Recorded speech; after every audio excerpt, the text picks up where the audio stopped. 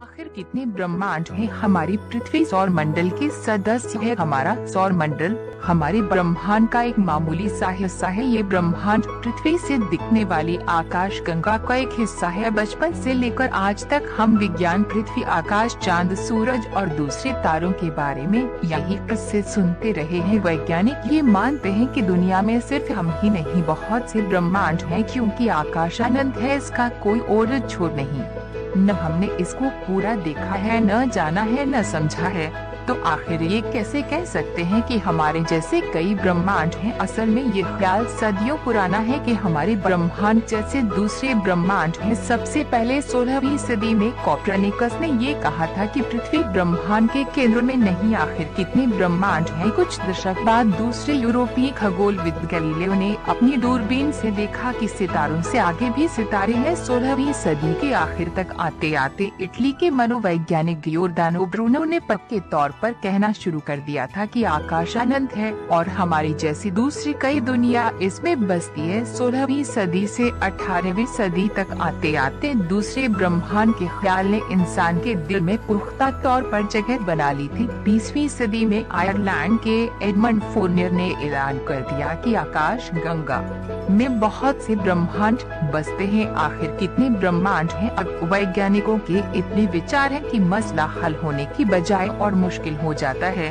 तस्वीर साफ होने की बजाय और धुंधली हो जाती है। असल में हमारे अलावा दूसरे ब्रह्मांड हैं, इसका पता लगाना मुमकिन ही नहीं, क्योंकि इन्हें हम देख ही नहीं सकते। वहाँ तक पहुँचना तो खैर असंभव है। हमारा ब्रह्मांड केवल 138 करोड़ साल पुराना है, तो बाकी के ब्रह्मांड अगर है तो वो इतने प्रकाश वर्ष से ज्यादा दूरी पर है, इतने दूर की वहाँ रोशनी नहीं पहुँच सकती। वैज्ञानिक कहते हैं कि ब्रह्मांड अभी अलग अलग है, मगर वो हमेशा ऐसे नहीं रहेंगे। एक वक्त ऐसा आएगा जब वो एक दूसरे के करीब आएंगे, एक दूसरे में मिल जाएंगे। वैज्ञानिक ये भी कहते हैं कि जैसी हमारी पृथ्वी है परमाणुओं से बनी, वैसी ही और भी पृथ्वी होंगी दूसरे ब्रह्मांडों में करोड़ों किलोमीटर दूर, हमारी नजरों से ओझल। ऐसा है तो जैसे हम आज दूसरे ब्रह्मांडों धरतियों के बारे में बात कर रहे हैं, ठीक उसी तरह कहीं दूर ऐसी ही बातें हो रही होंगी। सोचिए, ये ख्याल ही कितना दिलकश है। आखिर कितने ब्रह्मांड हैं? इसके बाद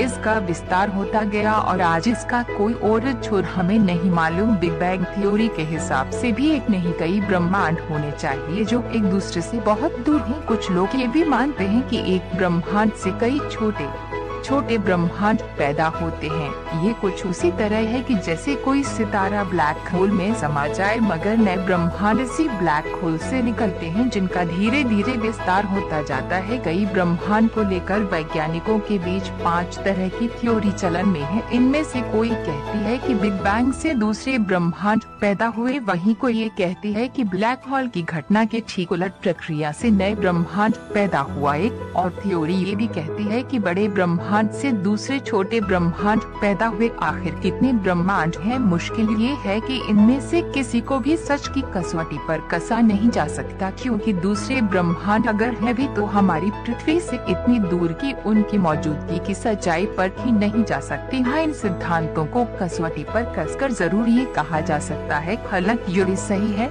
या गलत। आमतौर पर वैज्ञानिक अब ये मानने लगे हैं कि हमारे ब्रह्मांड जैसे कई और ब्रह्मांड हैं, वो कितने हैं, कितनी दूर हैं, ये बताना मुश्किल है। असल में किसी भी खगोलीय घटना के जरूरी है कि उसके लिए भौतिक विज्ञान का कोई सिद्धांत हो। भौतिकी के कई सिद्धांत जो पृथ्वी पर लागू होते हैं वो किसी और ब्रह्मांड में लागू होंगे, ये जरूरी नहीं है। इसलिए वैज्ञानिक बहुत दिनों से थ्योरी ऑफ एवरीथिंग तलाश रहे हैं, यानी भौतिकी के कुछ ऐसे बुनियादी नियम जो हर जगह हर हालात में लागू हो जाएं।